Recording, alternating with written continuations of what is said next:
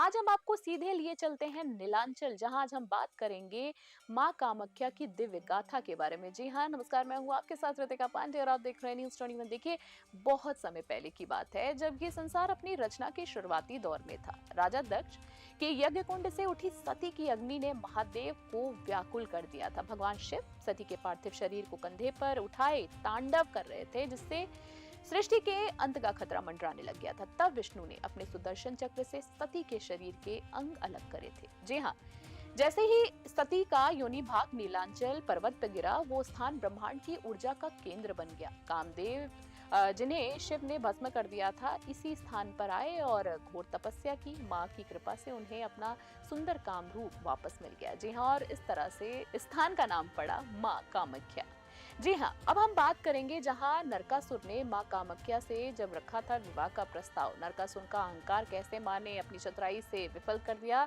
देखिए, समय बीता और वहां नरकासुर नामक एक शक्तिशाली असुर का राज हुआ। वो इतना ज्यादा अहंकारी था कि उसने स्वयं साक्षात जगदम्बा कामाख्या से विवाह करने की ठान ली। देवी ने मुस्कुराते हुए एक असंभव शर्त रखी। जी, हम आपको बताते हैं वो क्या शर्त थी। यदि तुम एक ही रात में मुर्गे की बाग से पहले पर्वत के नीचे से मंदिर तक की सीढ़ियां बना दो, एक भव्य भवन और एक तालाब बना कर दो, तो मैं तुम्हारी पत्नी बन जाऊंगी। नरकासुर ने अपने आसुरी शक्तियों से रात खत्म होने से पहले लगभग सारा काम पूरा कर लिया था। देवी ने देखा कि उनकी हार निश्चित होने वाली है, तो उन्होंने माया से एक मुर्गे को समय से पहले ही जगा दिया।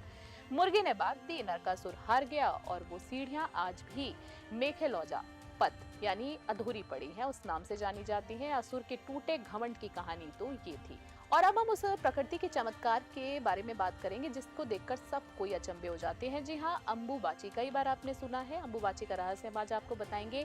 देखिए, आज भी हर साल जून महीने में यहाँ एक ऐसा चमत्कार होता है जिसे विज्ञान और आस्था अपनी अपनी नजरों से देखता है। माना जाता है कि माँ कामाख्या इन 3 दिनों में रजस्वला यानी मेंस्ट्रुएशन उनको होता है और ब्रह्मपुत्र नदी का पानी रक्त की तरह लाल हो जाता है।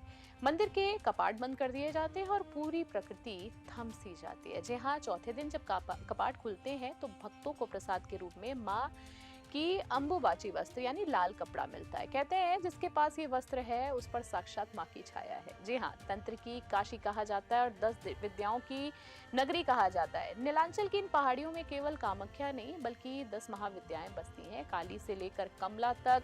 यहाँ तंत्र विद्या का एक ऐसा संसार है जहाँ गौरी अपनी सिद्धियों को धार देते हैं। जी हाँ, यहाँ कोई पत्थर की मूर्त नहीं पूजी जाती बल्कि एक प्राकृतिक शिला से बहती जलाधार को पूजा जाता है, जो ये सिखाती है कि जीवन और सृजन का प्रभाव कभी भी नहीं रुकता है। अब बात करें कामाख्या की कहानी, केवल एक मंदिर नहीं है बल्कि नारी शक्ति के उस सम्मान का प्रतीक है जहां मासिक धर्म जैसी प्राकृतिक प्रक्रिया को अपवित्र नहीं बल्कि दुनिया का सबसे पवित्र सृजन उत्सव मनाया जाता है। जी हाँ, तो ये थी मां कामाख्या की कहानी। आपको कैसी लगी हमारे कमेंट बॉक्स में जरूर बताएं।